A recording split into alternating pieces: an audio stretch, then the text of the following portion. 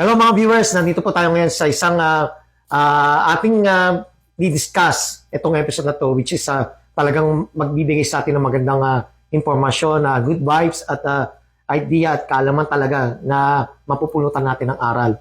So ating bisita ngayon ay walang iba, isa sa mga sikat dito na masabi nating isang diva sa Niagara. Hindi man siya ganun ka-famous na kagaya ng mga artist talaga na sa Pilipinas na kilalang kilala. Pero dito, kilalang kilala siya rito sa Niagara Falls. Walang iba ang ating kaibigan kundi si Miss Lisa Silagan. Hi Lisa, kamusta? Hello Jerry, kumusta? Yeah, so, yeah.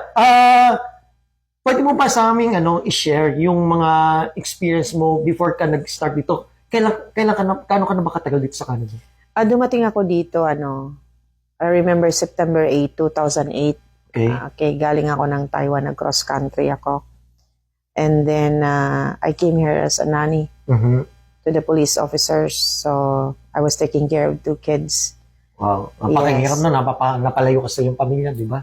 Yun ang pinakamahirap, yung nag-aalaga ka ng mga anak na hindi mo anak, tapos iniwan mo yung mga anak mo. Yeah. Actually, yan yung sinasabi na sa Pilipinas sa talagang totoong hero, bagong bayani. To be honest with you, hindi ako nakauwi ng 5 years and 9 months. Hirap nun. Kasi backlog lahat ng mga applications ng BR. So, finally, after 5 years and 9 months, nakuha ko rin yung PR ko. So, yun, nakauwi na that's a good blessing for you. I know. Yeah. So, ano naman paano mo ginawa yung na-overcome yung sacrifices mo para sa mga anak mo sa ginagawa mo nung that time na yun? Ang iniisip ko na lang, ayokong mangyari sa kanila yung mga naranasan ko na magang namatay yung papa ko and I was only 4 years old. Tapos ako yung bunso. Although ako yung bunso, pero yung mama ko naman kasi ni elementary nga hindi nakatapos dahil nga sa Second World War. Na sila sa Second World War. So, ang hirap. Ang hirap ng naranasan ko. Pero sa awa ng Diyos, nagsisikap kaming makapag-aral kahit mahirap kami. Nag-working student yung mga kapatid ko. Tapos ako naman, tumutulong ako sa mama ko na magbenta ng pagkain. So, hirap pala na pinagdaanan mo talagang. Kaya nagigising ng madaling araw. 2 basket bitbit ko. Wow. So, naglala ako ng mga pagkain. So, that's good naman na napunta ka rito sa Canada at you decided na magandang blessing sa iyo na napunta ka dito sa Canada. Alam mo, siguro nang dahil sa mga pangyayari sa buhay ko with my unsuccessful marriage. Pero hindi ko naman yun inaano na parang doon ako nagiging strong. So siguro pag alam ng Diyos na mabuti kang tao, lagi kang nagdadasal, He always guide you naman. I never thought na makapunta ako ng Canada. Bigla na lang nag-offer yung ate ko sa Australia kung gusto ko ba nang pumunta ng Canada. Sabi ko, bakit wala akong pera? Sabi ko ganun, sabi niya, hindi, tulungan kita. Wow. Tapos 3 linggo lang yon. Nasa Taiwan ako at that time. 3 linggo lang. Pinray ko kay Mama Mary. Sabi ko, Mama Mary, kung itong job na to is para sa akin, tulungan mo ko. 3 linggo lang. Wow. Talaga napakabilis ang process. Yes, pero yung boss ko, ayaw niya akong paalisin muna. So, naghintay muna ako ng mga siguro 2 buwan para maano ko yung kontrata ko na malapit ko nang matapos. Tapos dumating ako dito at napakabait ng amo ko. Wow, that's good. So, nung dumating ka dito sa Canada, saan ka ba nag-land? Sa Ontario ba agad? Or Sa Toronto. Sa Toronto ka talaga? Sa Toronto ako and then after that, Niagara Falls na kasi nandito yung amo ko Niagara Falls. Okay. Until now, we still have communication naman. That's good. Mga pulis sila. Wow, that's good. Mga pulis. So, maganda talaga nakapag-build ka ng magandang relationship sa family. Yan ang importante Yung pag nangangamo ka sa ibang bansa, you give your best. Yeah. And ang sa akin lang kasi, I always pray naman. Yeah. Kasi estranghero tayo sa lugar na to Hindi natin alam. Right? Yes. So doon na lang ako humuhugot sa Panginoon na i-guide ako. Yung mga anak ko, yung pamilya ko. Yeah. Pero hindi mo maiwasan na ma-homesick ka talaga. Yeah. Ang hirap. Totoo Ang hirap. Yeah. Actually, nakaka-relate ako sa story mo kasi talagang, syempre, kanya-kanya tayong buhay na pinagdaanan. Mahirap talaga. At maganda yun at na-overcome mo. Hindi nawawala yung panalangin mo, yung faith mo sa kay God. Yes. So, ngayon, since nung nandito ka na, ilang taon mo sinacrifice yun na before mo makuha yung mga anak mo? 5 years and 9 months. 5 years and 9. Hindi ako nakauwi talaga. Oh. Tapos after nung 5 years na nadala mo yung mga... Nadala ko na sila. Wow, that's good. And then, tapos na lahat sila sa mga school, di ba? That time, or nag-aral pa sila rito? Nag-aral sila. Okay. Kasi yung kambal ko, mating sila dito 12 years old. Tapos yung eldest daughter ko, ano siya, 20? Mhm. Kasi 8 years yung gap nila eh. Oh, wow. Yeah. That's good. Naging successful sila rito. Talagang maganda yung naging result ng binigay Yeah. sa'yo na blessing talaga. I am so proud of them naman, lalo na sa mga kambal ko. Yeah. Kasi trabaho, pag-aaral, bahay, Yeah. ganun lang sila. That's good. That's good. Natutuwa ako kasi hindi pa nagbo-boyfriend. Huwag naman sana.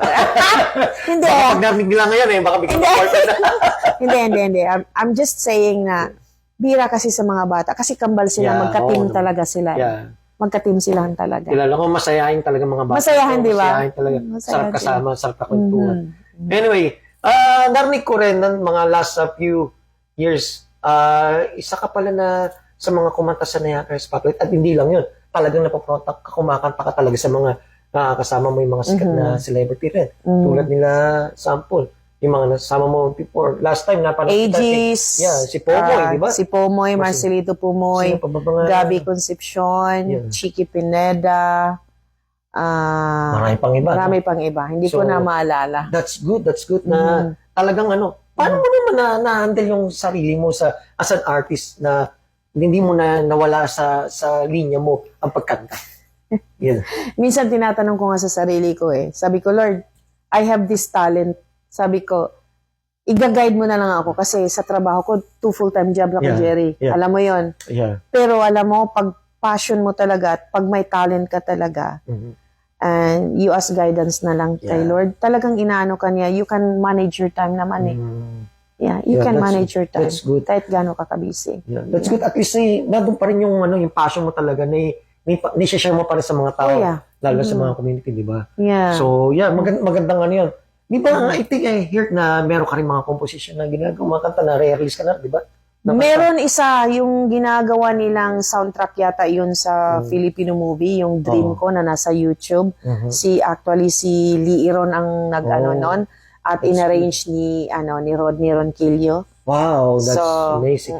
And then aside of that, before in the mga past, di ba, napasali ka rin sa mga, napabilang ka rin sa mga contest na like Canada's Yeah. Got Talent nata. Yeah, kaya lang due to COVID, hindi ako makapunta-punta, ang hirap. Oh, but now, di ba, I think they are invited again you. Yeah, they are inviting me, pero minsan kasi mahirap isugal mo yung mo dito kaysa doon. Parang pag-iisipan mo talaga. Yeah. You have to think a million times kasi ito, future mo dito, doon hindi mo alam Yes. Parang question mark yun Yeah. Hindi mo alam kung anong Walang mangyayari. kasiguraduhan talaga. Walang kasiguraduhan Yeah. doon. Sugal talaga yun. Sugal yun Paano yung, alam mo naman dito Yeah, sa Canada, oo, yung mga totoo. marami kang obligasyon. That's Diba? good at ikaw ay nako-connect pa rin sa mga production tulad ni narinig ko, ikaw ay isang part ng bangka, Canada production, right? So, ano naman yung masasabi mo at base sa yung na-experience sa bangka, ano ba meron dito? Ako naman, very open naman ako sa lahat ng mga opportunities. Kasi pag may talent ka, huwag mong itago yun. That's right. That's Di ba? true. Yeah. Pero pipiliin mo rin yung mga tao na susugalan mo sa talento mo. Yun bang Makakasama mo. makakasama mo, makakatiwalaan ka. mapagkakatiwalaan mo. Yeah, at saka naman talento mo yan, so wag mong Yeah. You have to share it. You need to show it. Yeah, you have to show it. Yeah, Yeah. that's good. Actually, narinig ko na ikaw ngayon ay isa sa mga last time may event, di ba? Na part ka rin ng event. And then now, ngayon, meron ka naman upcoming event this July, right? Yeah, this July kay Vice Ganda lookalike at Ding Dong. Ding Dong with Ding Dong. Yeah, with Ding Dong and may mga pa kami kasama si Shikena, Yeah. si Ray at saka Actually, si yun, diba? Henry. Actually ito na nga. Yeah. Ayan. Yan, okay. 21st of July, Yeah, okay. live in Niagara Falls. So, that's good. It's amazing. Aside of this, meron ka pang darating na show, di ba? Marami pa. Marami yeah, pa. marami So, pa. So $35 with Yeah. food na to. Oh, So wow, that's good. nito? Very cheaper na. Very cheap na. Tsaka ang saya-saya nito. Yeah, okay. Masaya to. So talagang ano ba yung mga dapat nilang abangan dito sa show na to? Abangan nila yung show na talagang bongacious talaga, lalong-lalo na ang mga front acts.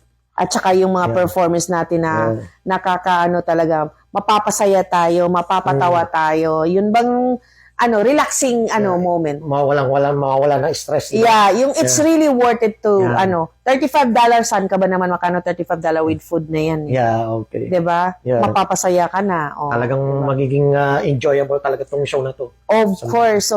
Gagawin namin ang lahat para mapapasaya lang ang mga tao. Wow. Oh. So yeah, anyway, Lisa, congratulations sa Thank you. sa iyong upcoming shows, and would you like to invite again the viewers? I am inviting everyone, mga kapamilya, mga kapuso, sa 21 po ng July sa Niagara Falls po. Vice Ganda, Lookalike, and Ding Dong. Together